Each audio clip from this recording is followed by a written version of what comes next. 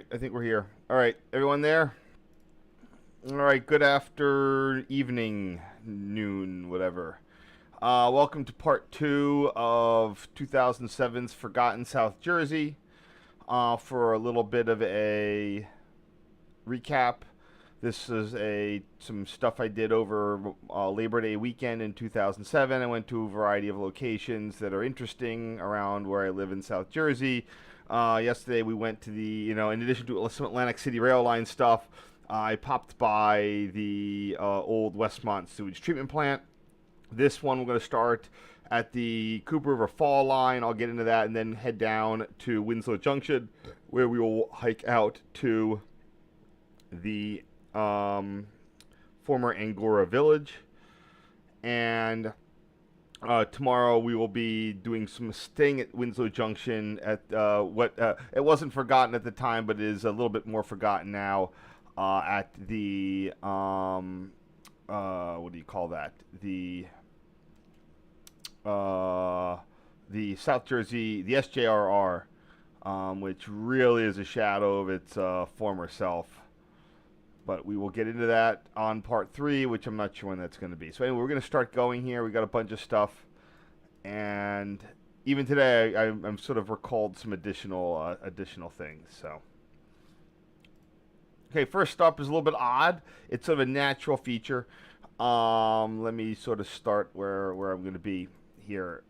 So in Haddonfield, the major recreation zone, which actually used to be the town dump. All the towns used to have dumps. People don't remember that. Like, now landfills are these professional grade whatever, but now every town used to just have a place where they would go and dump stuff. There's a nature area. It's adjacent to the old PRSL main line, now Patco. There's a substation there. I think it's one of the very few, one of only a couple of Patco substations that aren't located at a station. Most of them are right next to a station. This one is sort of between stations, between what used to be Ashland and Haddonfield. And if you go through and walk all over the woods, is a thing I did when I was a kid. And you can even still see where this thing is. If you went back to a place right there was an old tree, which looks like it's still alive, that had a rope swing on it, that is popular with all the kids these days. And if you went and you found the secret bushwhack route through the woods, you would get to this little waterfall, which is sort of pathetic for a waterfall. It's like the smallest waterfall ever. But it's legit, and it stayed there for quite some. It's still there as you can see it. And it's a clay formation, so it goes. This is the Cooper River. It was the same thing that this is upstream of where the Westmont stuff was yesterday. And I've since learned that I think that I'd have to do a real geological survey here, but I'm pretty sure this counts as the fall line of the Cooper River. Yes, I always call it what is it? Because the Southern Southern Railroad, New Jersey. I always think I always call it SJRR for some reason, for like a CNJ kind of thing. Anyway, sorry. There's not. I know this is not. We're starting not rail related here, but anyway. I would love to know. I'd love to hire a geologist to do a survey, but I'm wondering if this isn't the fall, something called the fall line, FALL line. That is the point where a river, it's basically where a river arguably stops being quote unquote tidal, or at least it's a place you have to actually portage. You can't canoe or kayak upriver anymore. Although the Cooper River has a couple of dams, and they might have had more of these. I'm just going to label this as such. So anyway, it was just interesting. Of normally a river that flows by and just is sort of this lazy, cloudy, muddy, lame thing. I always found this neat to have this little feature out in the woods.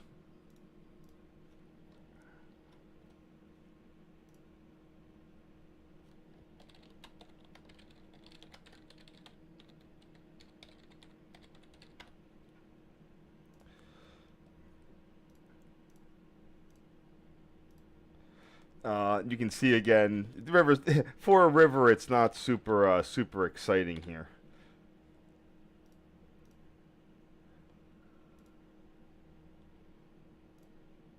So when I first actually encountered this back in the 90s, that is where it was. That's where the fall line, that's where the little waterfall had been, and it's worked its way backwards about 100 feet.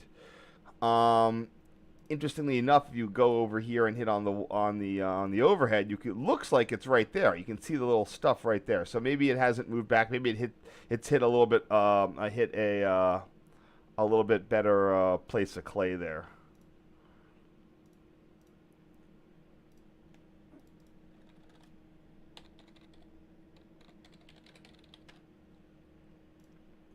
And for anyone who's getting in here late, yes, I did go back to the Westmont thing today. I posted some photos. I caught some Atlantic City Line trains while I was there, and the remains of the sewage, the 1920s sewage treatment plant is in fact there, almost completely the way that it appeared 18 years ago.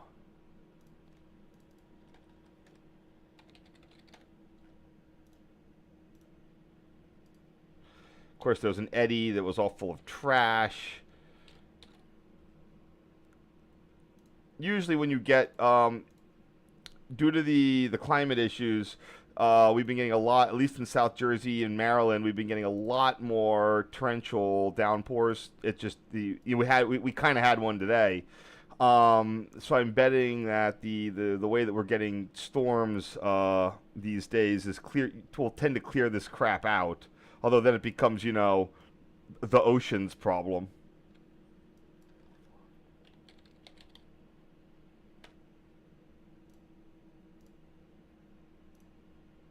Keep hitting that thing there.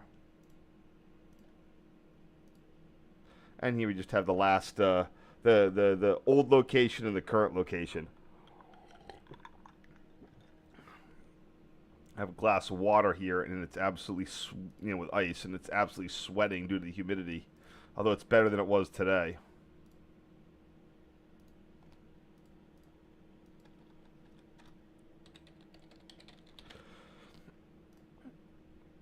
I'll see if I might head back and see if I can find a way to get there. Back in the day, there was a way. I think that there was a way that I could cross. The tree had fallen over, and at some point in time, I was a little bit more adventurous. Today, as an older guy, you'd get shot. I'm pretty sure that I did cross, and I booked it through one of these backyards to the street. I remember there was a fence line. It seemed to be. I remember it being a little bit more whatever. But when you're like a teenager, like, you can do that sort of thing. Today, less so.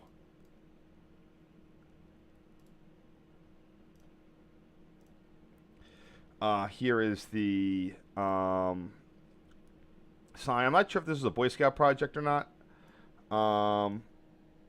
This has every hallmark of a Eagle Scout project. To, I think, do both the sign and the wayfinding. But even putting the sign up would be ample for an Eagle Scout project. The place where the waterfall is sort of back in there. I need to go visit Crow's Woods again.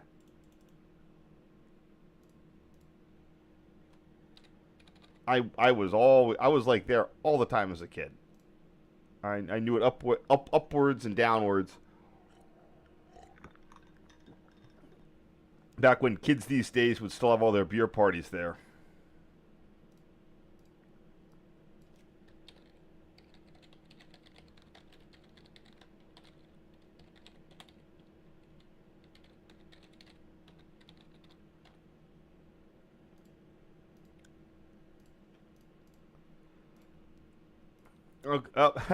Well, I'm not sure where this is. And here we just have a cute little photo I found of a hornet's nest, paper wasp nest under a transformer. Not sure if this is in town or not. I think it was.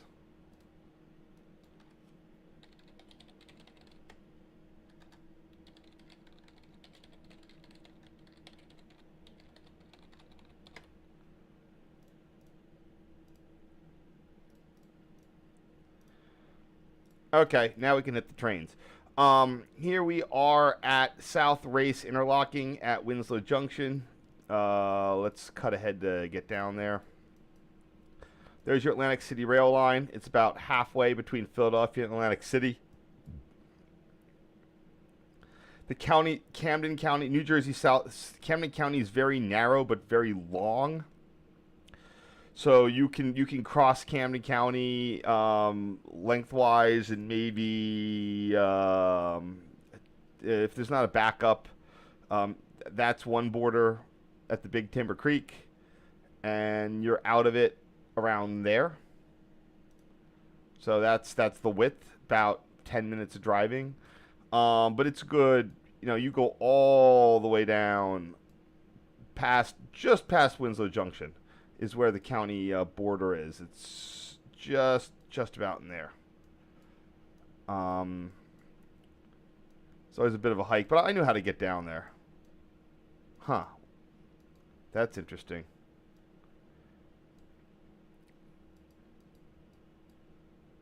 Was there something there? No, it doesn't look like it. Just a field. Anyway. So, Winslow Junction, for those of you who don't know, is where it was it was the major consolidation point outside of Camden for the Pennsylvania Pennsylvania Reading seashore lines. It just happened to be where all the railroads sort of were near each other. The real junction originally was between the Reading and the CNJ. The Reading had a parallel line to go to Atlantic City, literally parallel, like with a stone's throw of the Camden Atlantic and the Atlantic City Railroad were competing up into the 1930s. There's the Atlantic City Railroad, there's the Camden Atlantic. You can see the two railroads, and they went all the way, and they would race each other. In 1934, this was obviously duplicative and not very profitable. They redid Winslow Junction into a way that the two systems could combine their powers. So they built new Winslow Tower, the CNJ connection, and then they built a pair of crossovers. This ramp right there, you can't really see it. That's the one that's still used today. Pretty sure it's still used. That's basically how freight how freight these days gets to Atlantic City. And then there's a second one that you can't even see anymore. So those three. There's this ramp there. There's the S ramp that you can't really see. That went there. That allowed freight to go directly south to Atlantic City. And then you had this flying ramp there. And if you see everything here under the outline, you can see how it went. So you had sort of like a double flying junction there. And plus another ramp to go down to the CNJ. A lot of this, mainly the S curve was around through the 80s until that was allowed to decay. And then the flying junction ramp was there, but again, it was a trail. And then someone realized you could mine it for sand, and it's been slowly falling apart. Anyway, here at South Winds. Oops, what am I doing there? All right, there we go. What the Jesus. So, just like everything else, this is an approach-let signal. I don't know how long I'd been waiting. This was before your smartphone would tell you when the trains were coming. So I might have just literally popped up and seen the signal was on. I'm not sure how cognizant I was of approach lighting back then. But a train was inbound. Oops.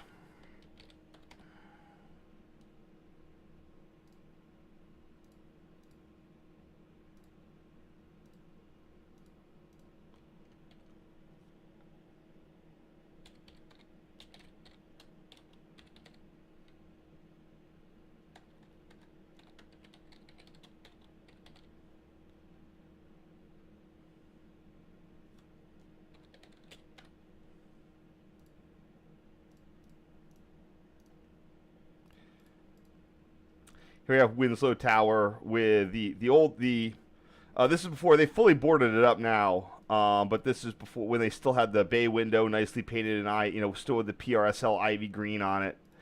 Now it's very badly flaking. Now again, service apparently ended in 1982, not 83, like I tend to say. I don't know how long the tower was open after that. They probably closed it immediately. However, the signals were still in place but turned as of 1984 or 85. Yes.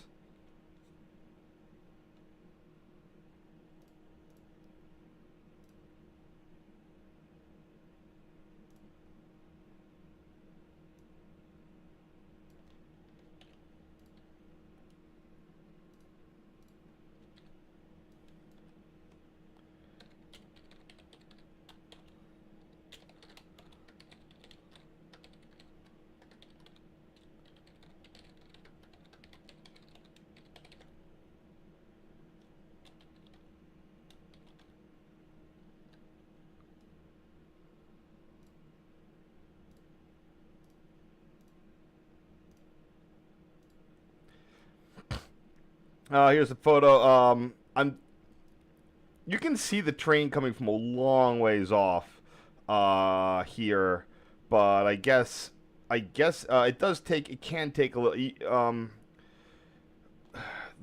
Usually when this signal taps on that train, so for approach lighting, when it enters the block is where the signal will tap on. The signal for this is located right there. So usually before that signal taps on, that train is just about visible. You can see that all the way down. Now maybe they extended the control line for it, but I'm not sure. Don't know why, because again, I would have seen it.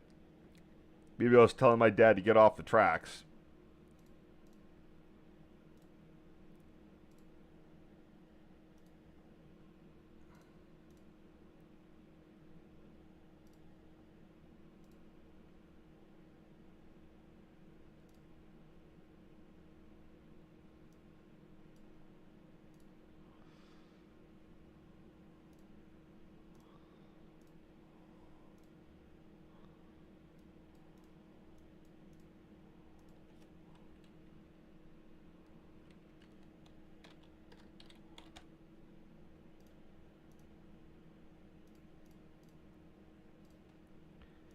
And here we go. It looks like I got him off in time. And so here we have one of the GP40 PH-2Bs. This is 4219, and they're still using this damn class of engine on the NJ on the ACL today. Even though it had some stints with the PL42s and the P40s. The GP40 PH-2Bs are really been the workhorses, which is appropriate. I mean, they are Penn Central. I mean, not PRSL, but like Penn Central's close enough. It was a 2/3 owner of the PRSL for a little bit of time.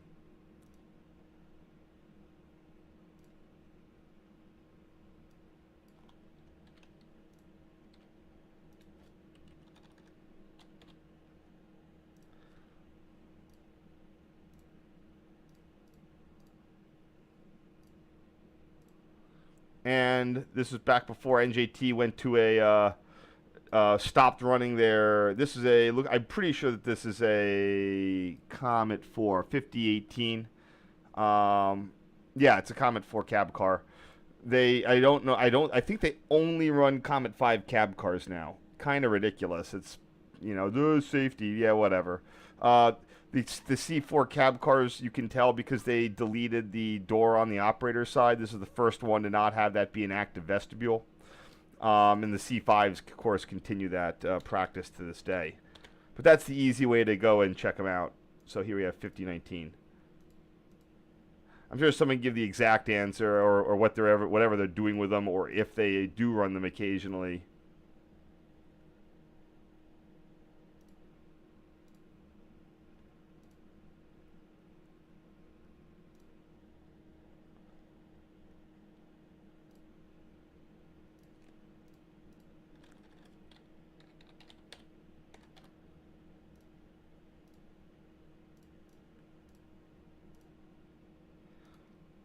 And we have this nice 3/4 shot of Winslow Tower.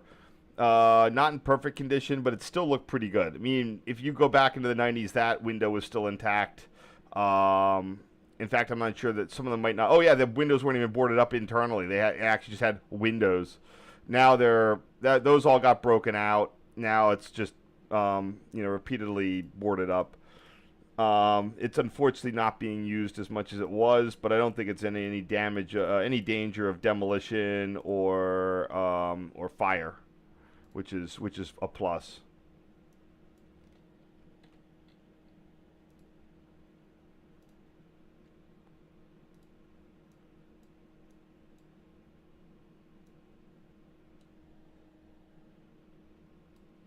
That mast, that triangular thing, which is, I'm not sure if that's still there today, but that was a radio base. Oh, if that antenna is still there, they've moved the radio equipment out of the tower. But the tower, at least as of spring 2024 or 23, still had electric service going to it.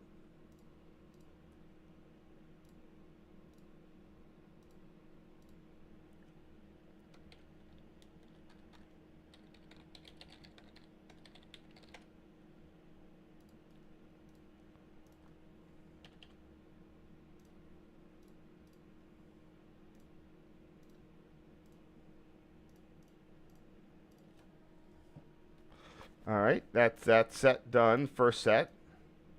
Oh, I don't have to go do that stupidness.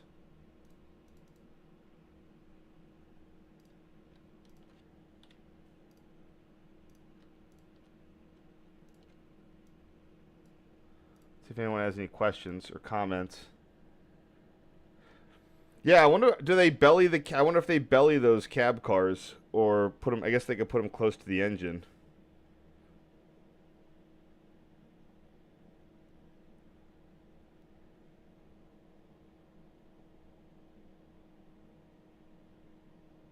One sec.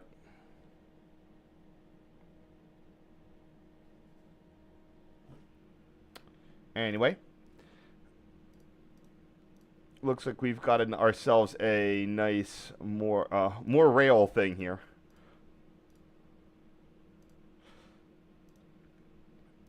All right. Here we have the nice close view of Winslow Tower as it appeared in 2007. One thing I'm not sure if it's there. I can go look to see if it's there. Is that little gooseneck lamp right in front. I'm betting that was this guy here. I'm wondering if that wasn't there to help the if there's an operator hooping up orders. Now, the former president of the West Jersey chapter NRHS. Oh shoot, I'm bad with names. I never email these people. I can go ask. He was an operator here in towards at some point, at least in the 60s, 70s, maybe even the 80s. It was almost like a job a kid sort of got. And he worked as an operator here, so I can ask him what that was about, if that light would shine on you when you're doing an order hoop up. Let me quick go and pull up some other photos here.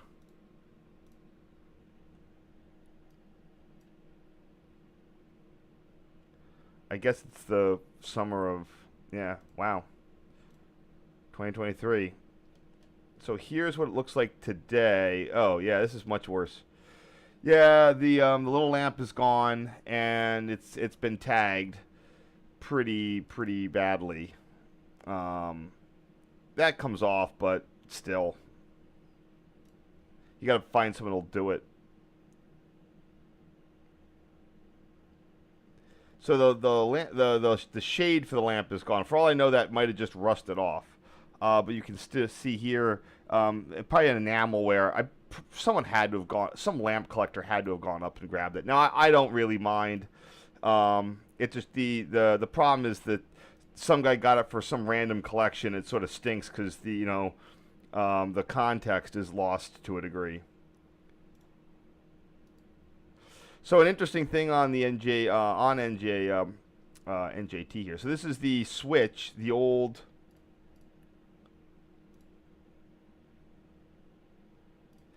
7 switch It's hand operated today, but the best way to label it is part of Winslow Tower.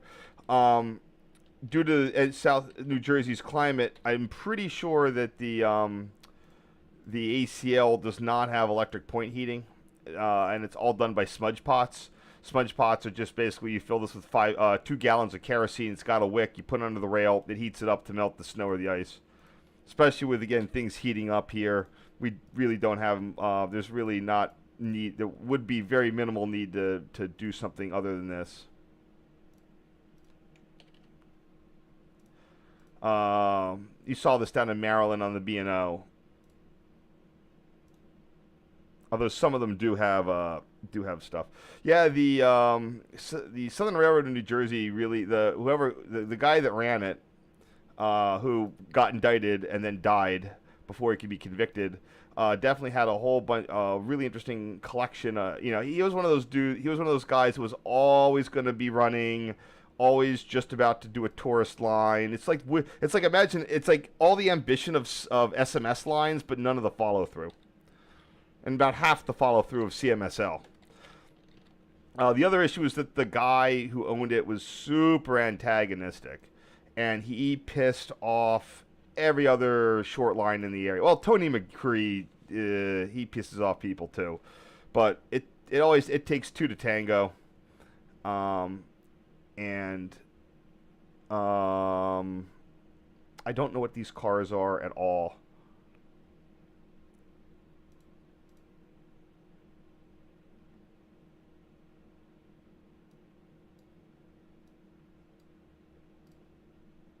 So I'm going to figure it out. Southern. My other issue is that I think that I always called the Southern Railroad of New Jersey the Southern New Jersey Rail SJRR, because I always think of it as terms of something else. So I might have these all under a bad label. Yeah.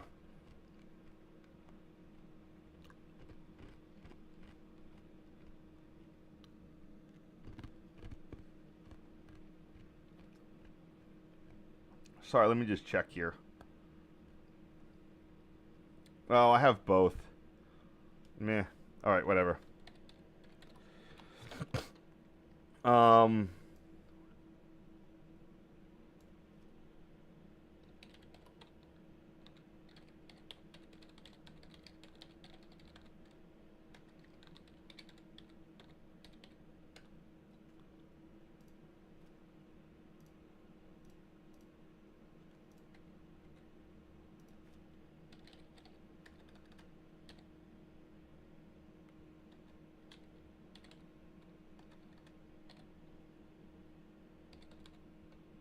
Okay, doke.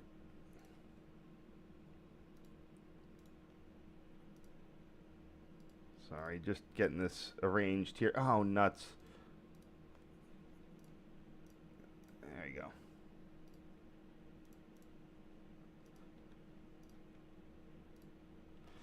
go. So NJT is a maintenance base that for a while would have all sorts of weirdo stuff. NJT did some kind of minor re-signaling replacement, and they had a lot of the old stuff like masts and some signal heads stored here. As I've been gathering photos of the entire line, I've been slowly I could probably figure out which ones they used to be, but it's not a big deal.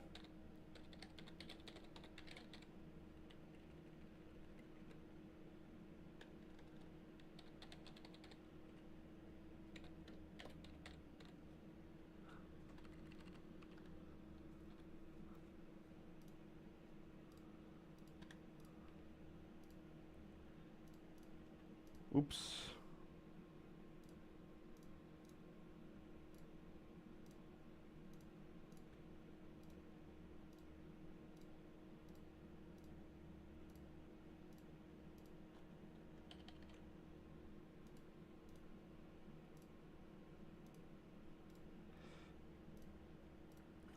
Today, that that maintenance yard is there. It has a rotating cast of junk, but it's mostly just where they stick spare whatever, where the scrap guys won't come steal it.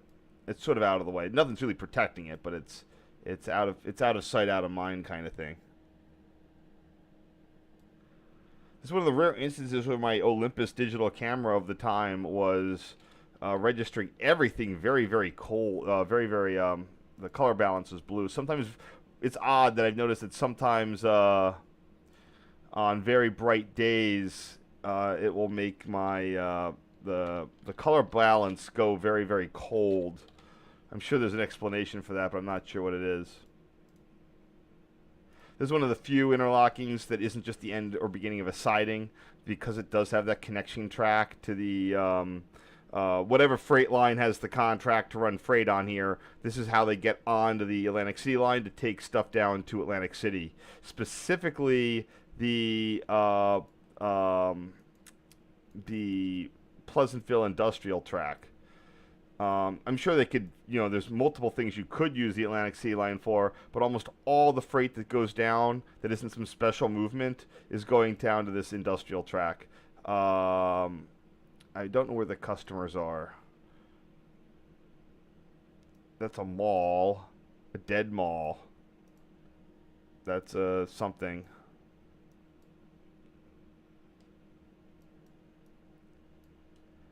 Yeah, it's this quarry here, I think, has rail service, or did. That's a cement mix plant. Oh, yeah, so that gets it. That could have service. This looks like it has, I don't know, not a huge amount has rail service these days. Lumberyard has it.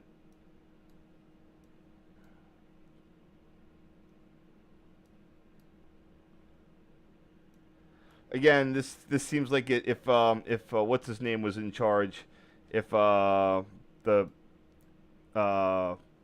guy, the Reading and Northern guy was in charge, he would absolutely be getting business down there, but not whoever is taken over for. Oh, I think Cape May Seashore might act. No, wait, no, they're not. They interchange there, but I don't think Cape May Seashore is running down to Atlantic City. What?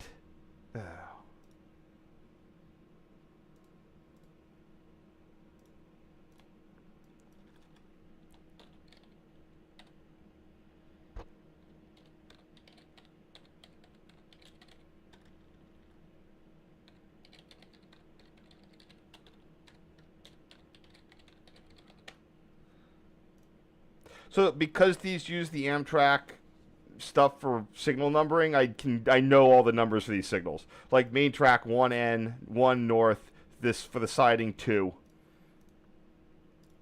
I no, I don't even know if I'm using this next photo because it's awfully blurry. No, I'm not using it. All right, this is a cut. And here we go.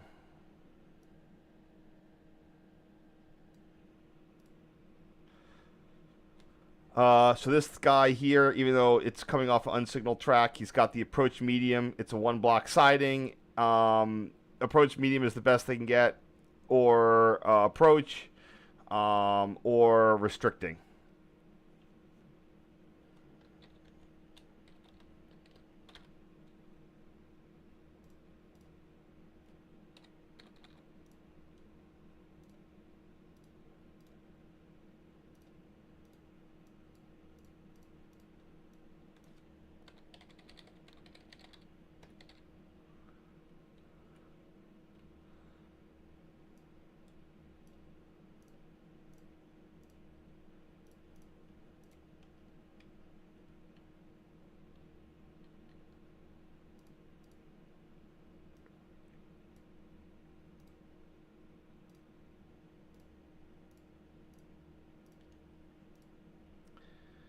I don't know. I wonder if that rail greaser is still there. Oh, there's the curve.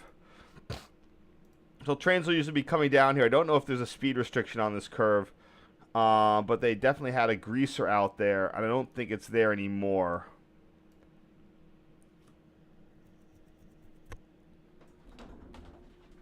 Looking around to see if I have my New Jersey Transit track diagram handy. It was here. I mean, where else would I put it? You can't see. I'm in the room. Maybe I put it back in the other place. Whatever. I'm aware of what these signal numbers are.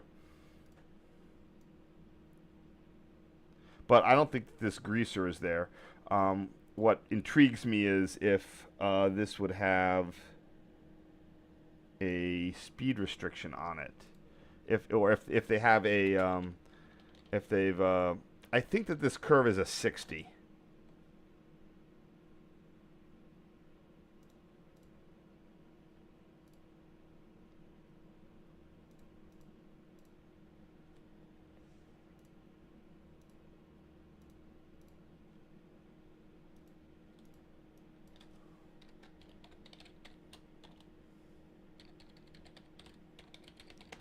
It is cool if that greaser is no longer there. That I have evidence of it. Usually you can see them, and I do not see evidence of a greaser. I see a greasy switch there.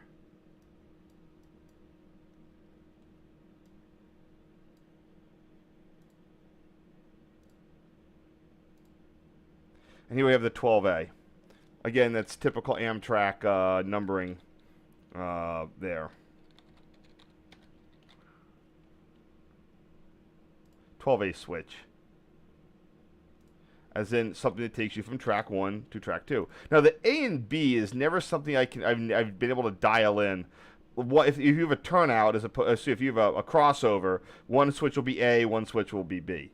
And I'm never quite sure of which one, if you don't know how you determine what the A or B end is without knowing it. It is consistent on a line.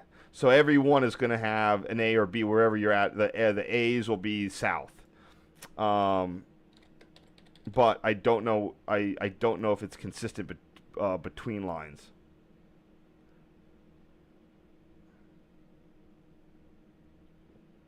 Although it looks like A is closer to the higher number milepost on the ones that I can think of.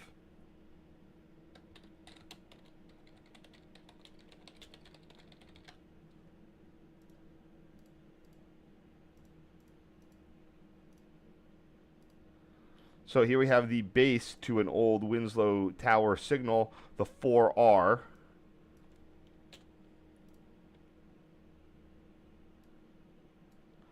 Like I said, when I visited in 1985, the signals were still up, and one of my future woodshop teacher actually made away with one in his backyard or somewhere, or in his garage or something.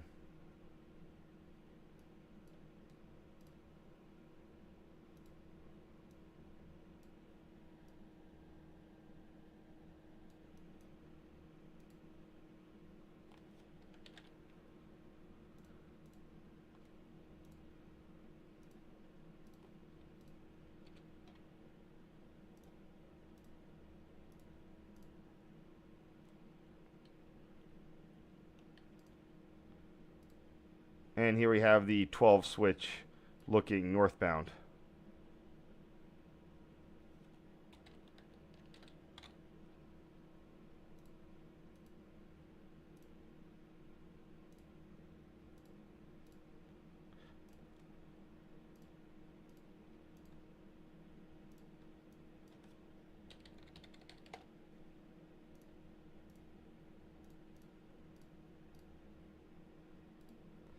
And the 12B,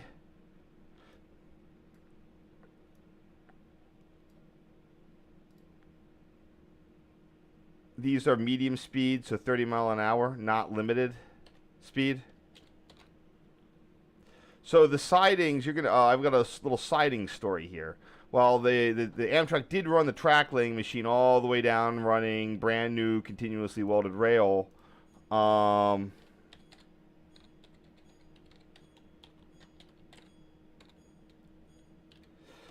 The sidings actually did not quite since they're only going to be seeing lower speeds, the sidings did not had a little bit of cost cutting involved that I'll show you in just a second.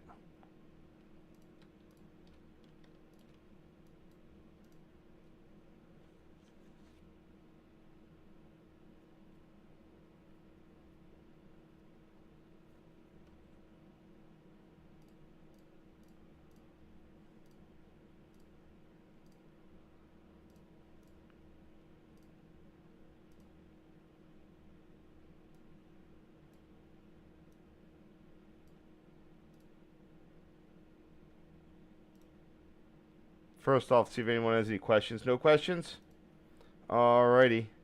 Let's keep going here. Here we have the 12B switch, another union switch and signal, M23.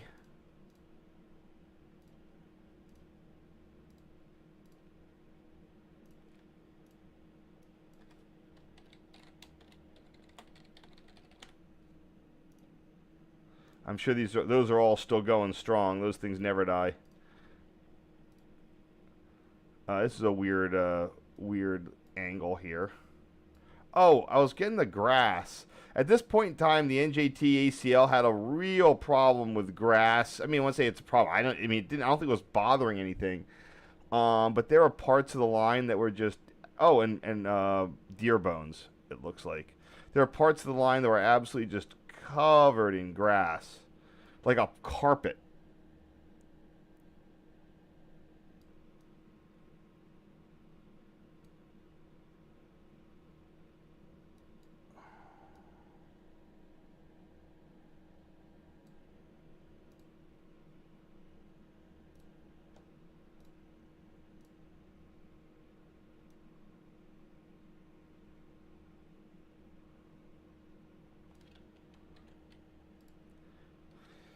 Yeah, I just saw those deer bones there, and I guess I want to get a picture of that.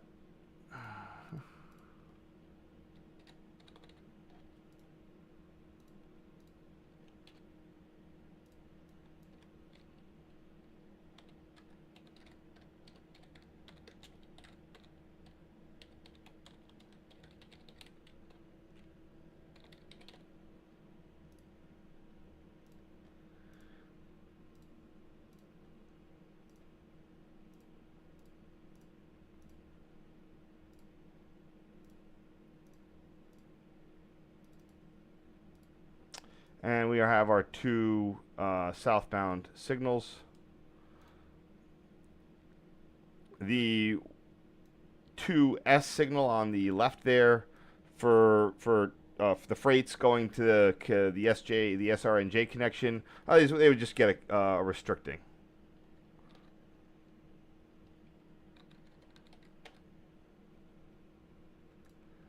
You can see even on this thing how well super elevated that curve is. I'm pretty sure it's 60 miles an hour, but it's still they did the best they can to keep the speed up. The next ABS location would be about 2 miles away. Oh, sorry. So there's Wins 1 mile away, and then interestingly enough, the next signal is here. So they would actually have some pretty close signal spacing. So the signal is there for the southbound approach signal.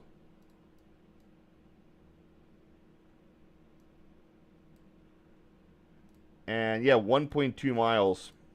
So the ACL would definitely had some very, very close, oddly close signal spacing. I feel at some point it's going to get the 562 treatment, but when that is, I have no idea.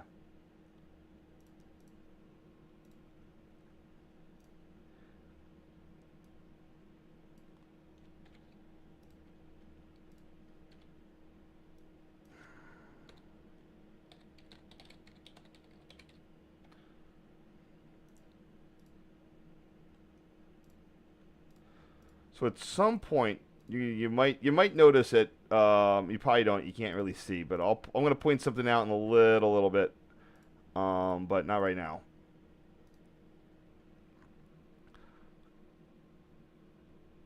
I said these were made by Harman, but it's like MI Manufacturing.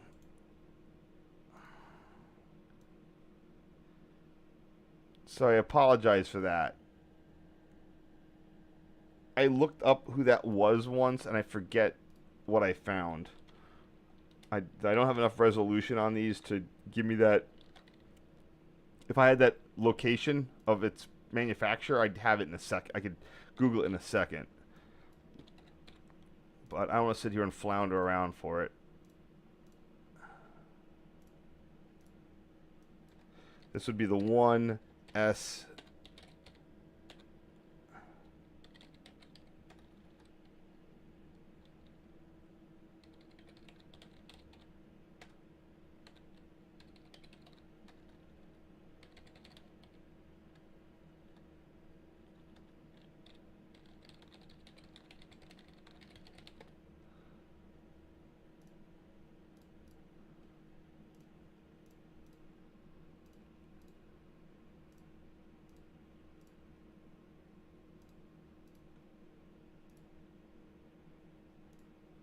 Huh, looks like there's some cottonwood trees behind that. Maybe those are birch, whatever those leaves are. They look very cottonwoody. All right, next. Oh, yeah, some backlit on the 2S signal here.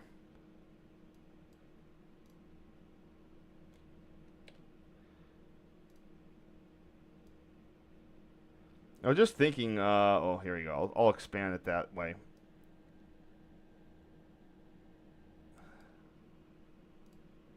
I was just trying to think if NJT had more single track and passing siding lines than other commuter railroads. I'm not entirely. I was thinking, like, do they? And now I'm not sure. Arguably, well, that's Metro North, Port Jervis, and the Danbury Waterbury.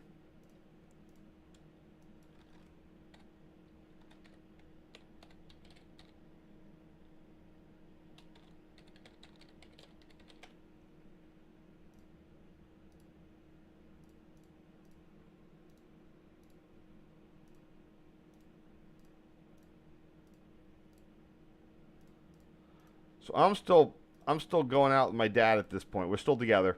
Like, I don't mean now. I mean like in these photos. So I believe we're gonna get to the. I don't want to spring the trap before. I don't want to talk about like I don't want to talk a whole bunch of things and then have nothing to go when I'm actually over there. So this is actually part of I'm pretty sure that this was part of a plan, and you're gonna see where I end up.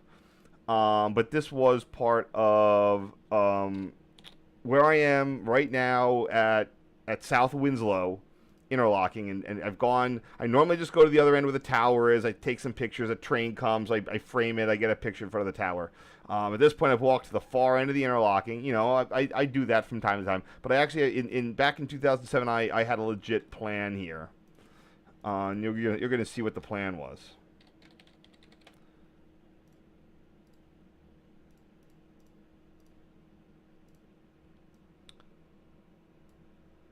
We have milepost 27 as we head around the curve. So here is where I'll point out the first interesting thing. If you zoom in, there's your main track. Very nice, super elevated, continuously welded rail. What's this? The siding is all jointed. So, and that was actually pretty the same. So cost savings number one. The siding, when they relayed the track in 1989, the sidings stayed jointed.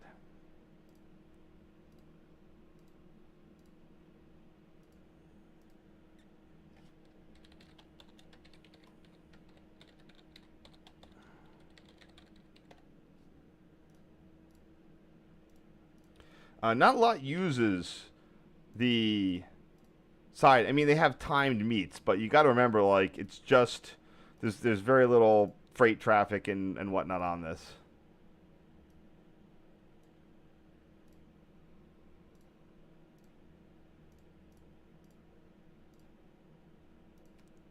So the really interesting thing, when you look at the rail, is that it's from 1946. 131, PSM, Ohio, Bethlehem Steel, Steelton. Maybe I should try Googling that.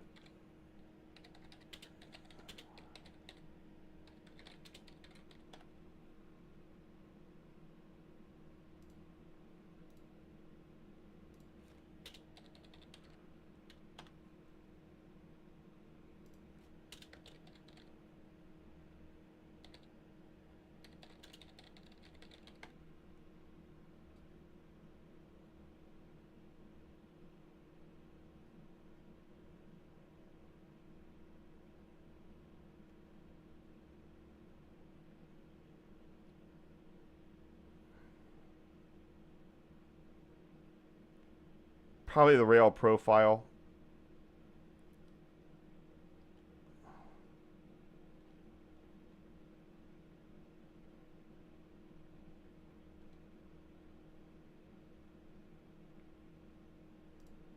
All right, I don't know. Anyway.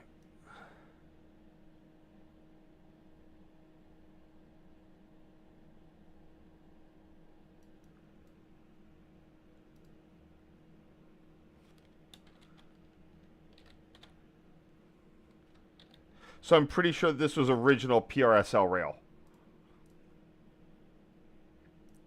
That had been reused.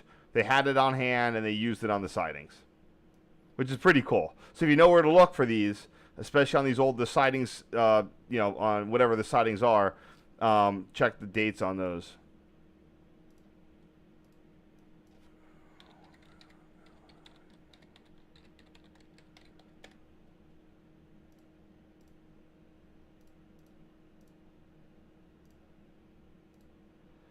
And here we are crossing the little bridge.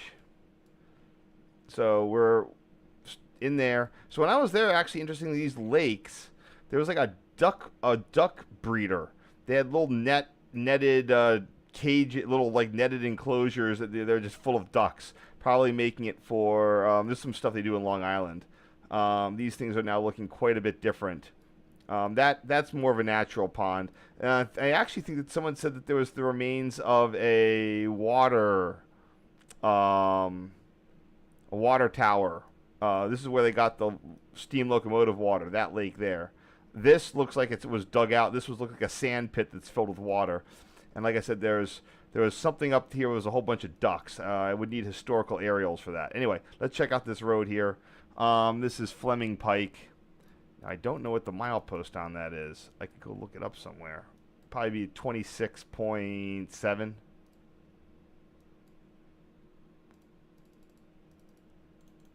Note the PRR railing is still there.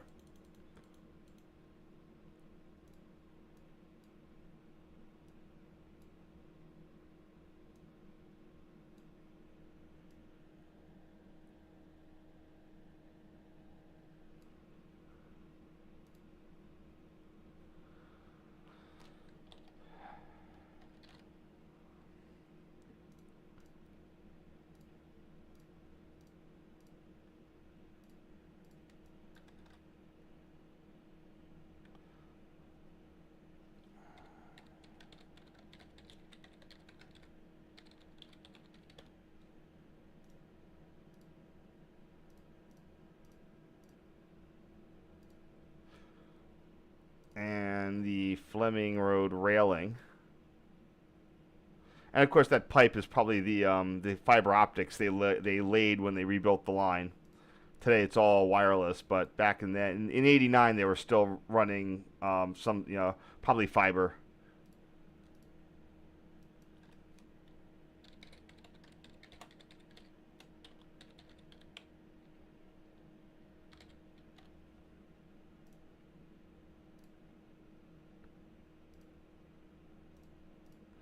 So you do see the flash butt weld there. When they gave me a piece of rail, for whatever reason, I thought that it was like, oh, they gave me some vintage historic rail. It was actually the new stuff. It was the cut end of a piece they had lying around. I mean, they didn't like pick it up and give it to me. They said, oh, you want that? You can have that chunk. Or it was like, hey kid, you want some rail? It might have actually been in a different time of day there. Here we have more bones. Lots of deer in this area, and probably even more deer today.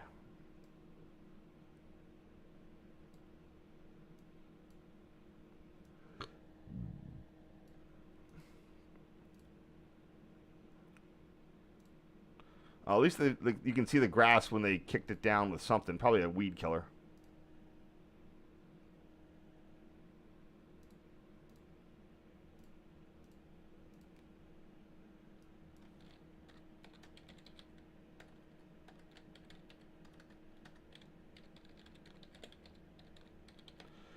There's probably a ton of deer smacks on this line.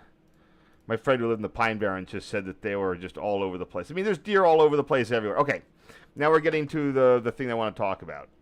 The thing that I'd heard about, and I don't know where I heard about it, was called Ancora Village. Ancora is the state psychiatric hospital. Back in the day, as a way to house its working staff, they built a small little village of like bungalows in the 1950s or 30s or 40s or something. When I actually heard this story, the Forgotten website or whatever had them as like a halfway house kind of thing. So they said, oh, people who were only kind of crazy, they would let them do independent living in these houses. Now maybe that was based on, maybe some people did that or something. Maybe it was like there was some half truths. But when I read this stuff, it was really for the guards, the cooks, the cleaners, nurses, orderlies, whatever you want to call it, and the kids would all live in there. At some point, I think I read about it and heard like it's a really cool place to go, but watch out, like it's pretty well secured. You can't, you absolutely positively can't drive in. You can't park there. You can't do any of this stuff. There's nowhere because there's the hospital. Like this whole road is monitored because if people, it's not like a high security mental hospital. So if inpatients sort of sneak out, they're gonna go do hitchhiking or walk along the road, and then the guards will pick them up and bring them back. So the Forgotten people were all like, yeah, you can't really park there.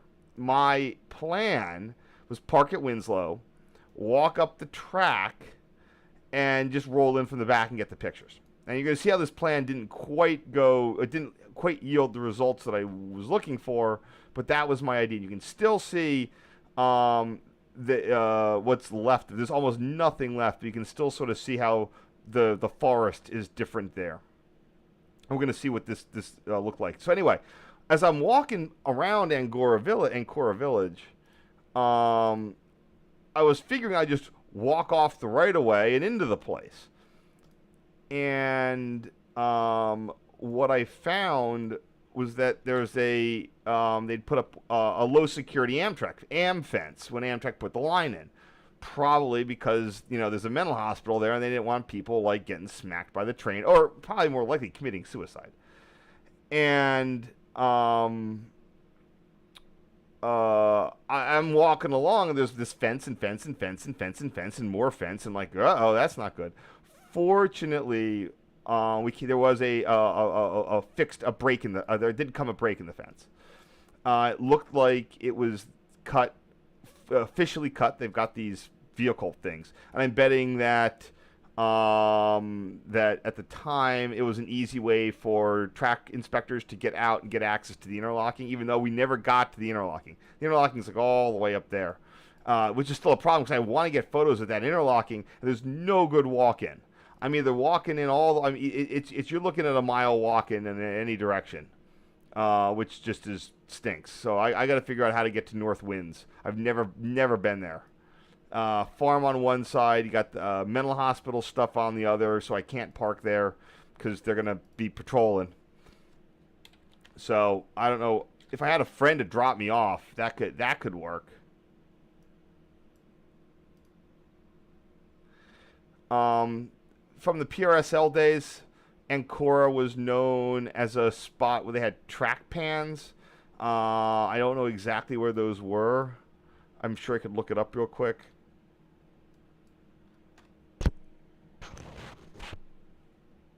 I don't know, 26.5.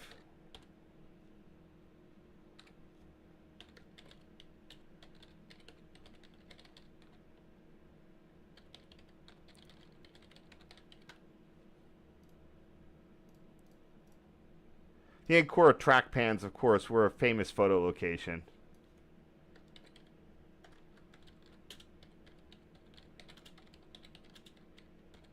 The PR, one of the very few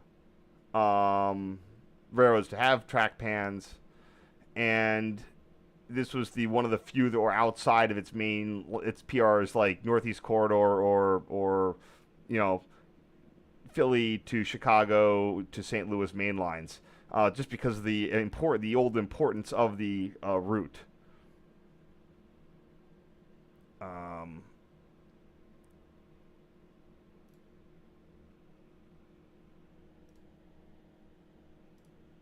So here we have the Ancora track pans. Oh, it's a goddamn Pinterest. I hate that website. It's the worst. Here. I'll go to the NRHS original. I'm not entirely sure where this was.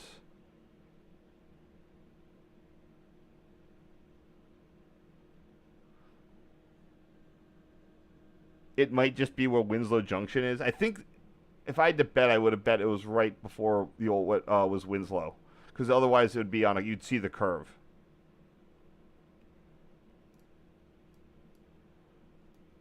So, oh, never mind. They could be in here. Yeah, I'm pretty sure that they would have been in here, where North Winds is. And they put them there because that's where it was about halfway between Philly and Atlantic City, and that's where the water supply would be.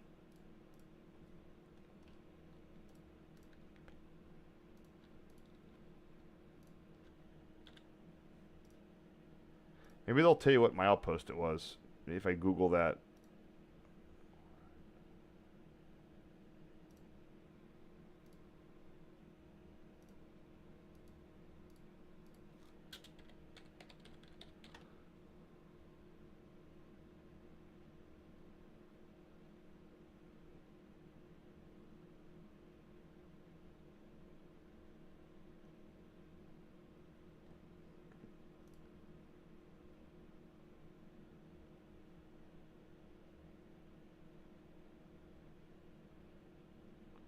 It's that same damn thing.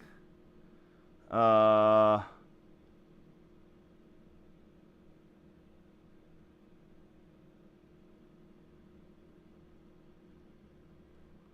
know I have one of my NRHS bulletins, my West Jersey chapter. They go into where exactly those track pans are.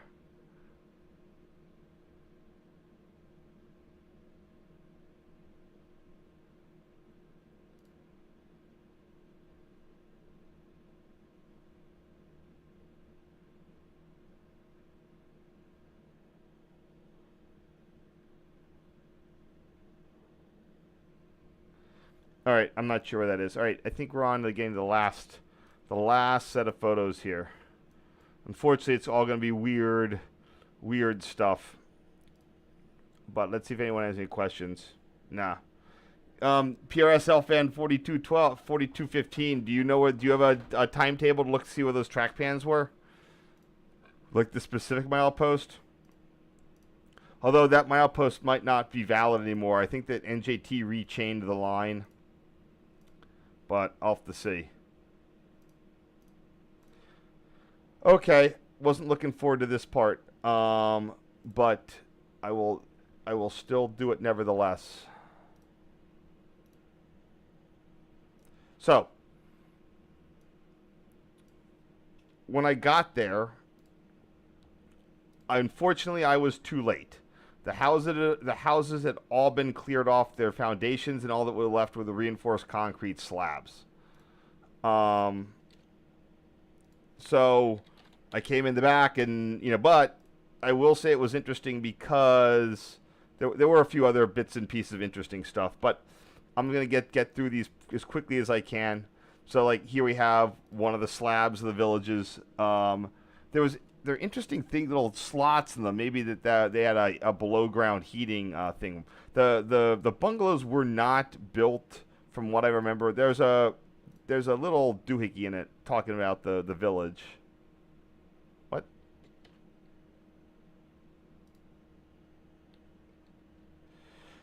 Talking about life there and everything. And it seems that from what I can recall on the article, the construction was not great. So by the uh,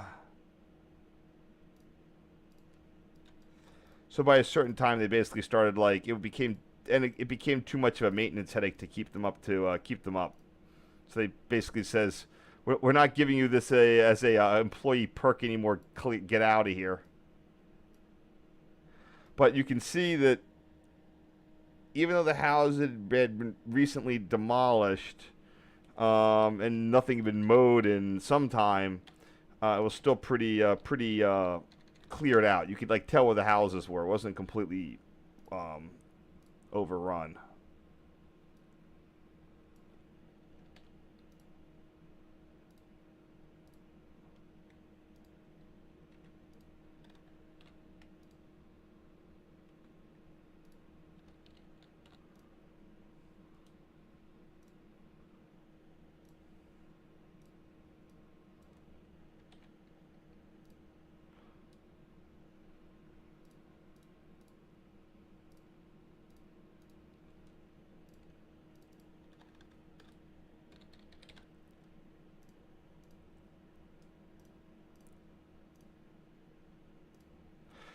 Here's an old fire hydrant from the facility.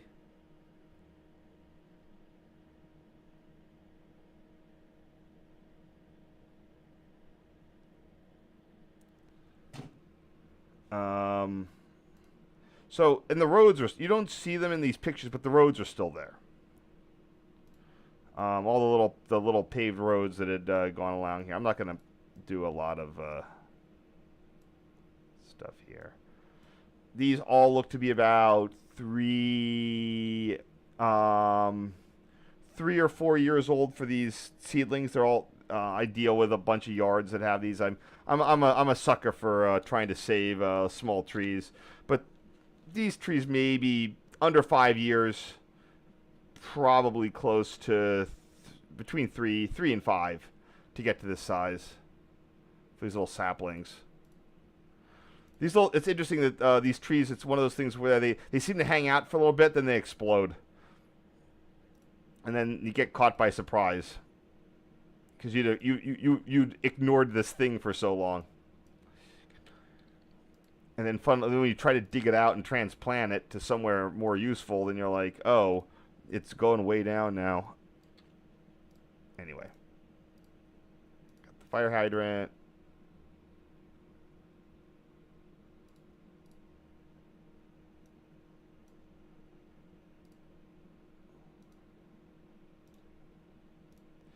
So here we have one of the roads. I don't know how many times these were paved, but you know it's definitely now these are all at some point. Again, for whatever reason, they got sick of even though this is all fenced off. But you can still see the telephone poles, the thingies there. I think this is closed in the 80s. The street lamps, the poles. All this stuff was still in place. You can see the trees that don't belong. When I say trees that don't belong, because there was a homestead there. So that got planted in the 50s. That was clearly planted in the 50s.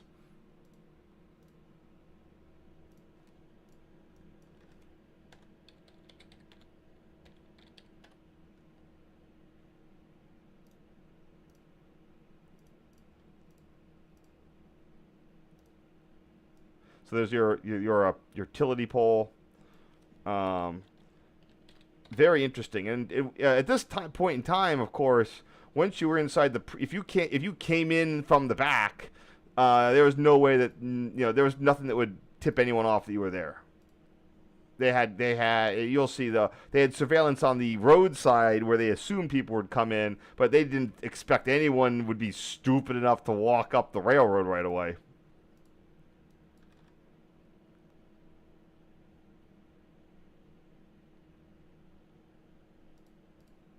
Let me look at this little thing here. Okay, that's more of an east and west sort of thing. So let me just readjust this to being westward, and then this is northward.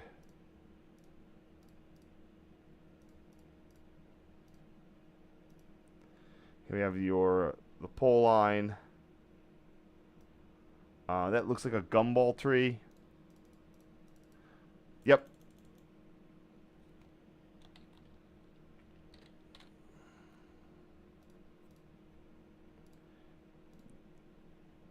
I'm sure that was planted back in the when the village came in. At least they didn't clear cut it or something.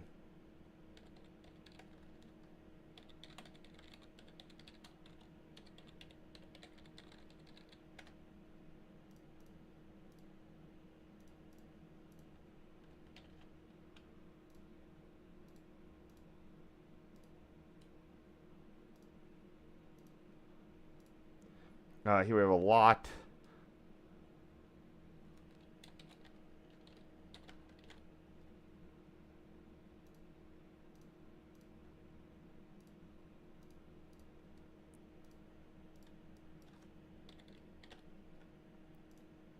Trying to get through this quick here. I'm almost done. Don't worry.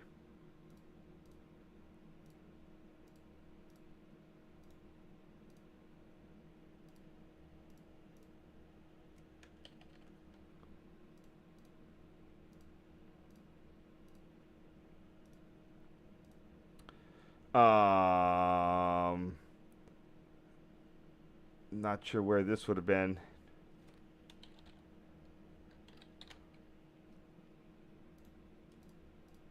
Or what direction this is pointing in, but whatever.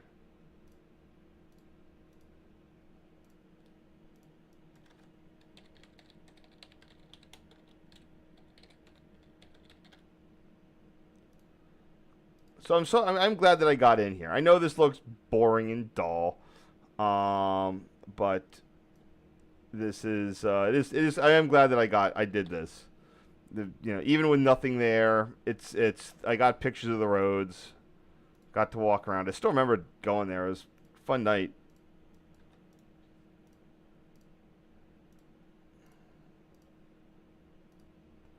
And here you have some additional lots and older trees.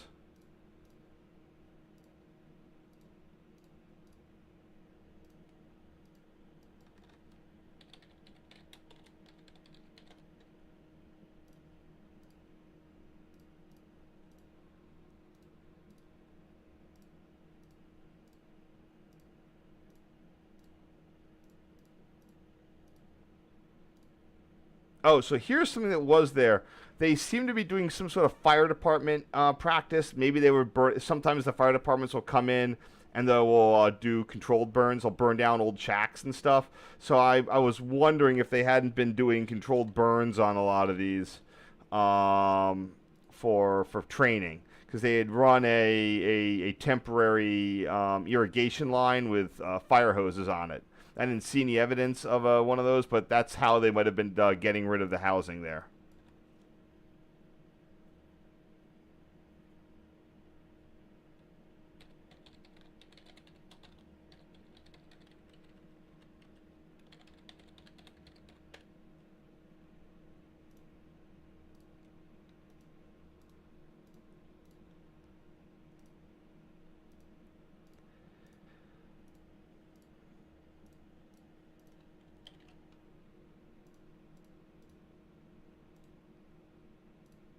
All right, I think that might be where we'll leave off today.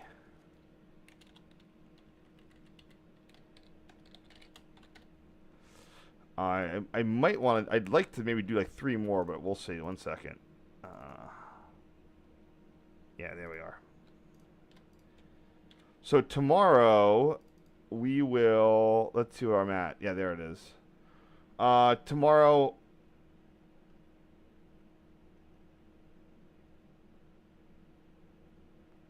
We will book it. Let's see. Not tomorrow. Next time. 51.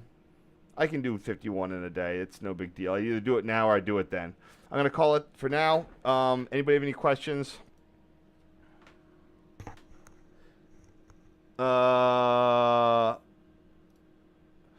Let's see. Why the NJ track lower than the PRSL tracks? Okay, so 2 reasons. One, you can always blame that the town didn't want sound or whatever. In all honesty, if you want to know why, it's because go look at a picture of Vernon.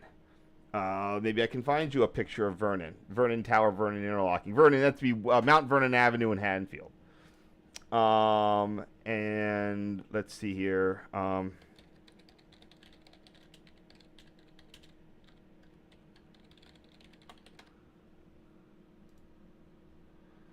So if I can find the right picture, it's sort of hard to find one. Is this all?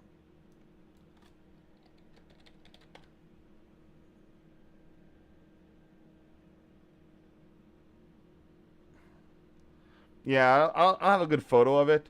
Um, the thing was the grade to get up to the, remember the line through Haddonfield used to be at grade, but it was still like you wonder, like if you're ever on PR on the PRR, it doesn't go down into the trench; it just sort of goes straight. Um, the Kings Highway as an old road was built on sort of high ground. And the issue is if you ever see a picture of Vernon, there is this just monstrous grade to get from there to there, and you can see like a 12-car train of beachgoers. It's almost like it's like a weird subway thing. It is going up a really stiff slope there. Um, this you can see the bridge branch is depressed there. It's going into a cut. They were gonna there's this thing called the Newfield the Westfield cutoff. Again, it would have be through there. They were going to build a freight cutoff in a trench, and you can see where the trench is today in terrain. You can see that was going to be the freight cutoff. So what I believe that they did, that it wasn't about noise or vibration. I mean, sure, it's easy to think that. I think the idea was they were already making a trench. It wasn't a big deal. They just kept the freight line at grade. So it wouldn't have to climb up anymore. So it enters at grade and it leaves at grade, and the trains using it do not have to go. Now, in the early days, there wasn't any passenger service on it. It was just PRSL freights, and within a decade, there wasn't any PRSL freight on it. There was no reason to use it for through freights, and it atrophied for a while, and then they put it in.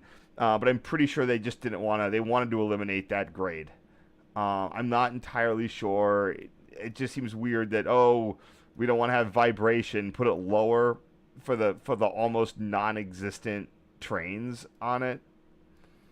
So that's sort of my 2 cents there. Maybe Patco wanted it because a derailment risk. I really don't know. It seems to be more of a problem than not.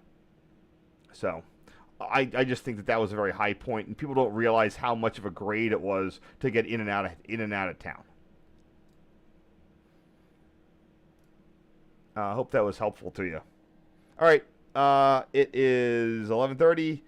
Hope you guys enjoyed this. I will be back. I do not know. Expect me next Friday to do part 3 and finish this up. I'm expecting to be here at that time. So, you guys have a wonderful day. Throw many questions in the thing here, and hope you have a great weekend.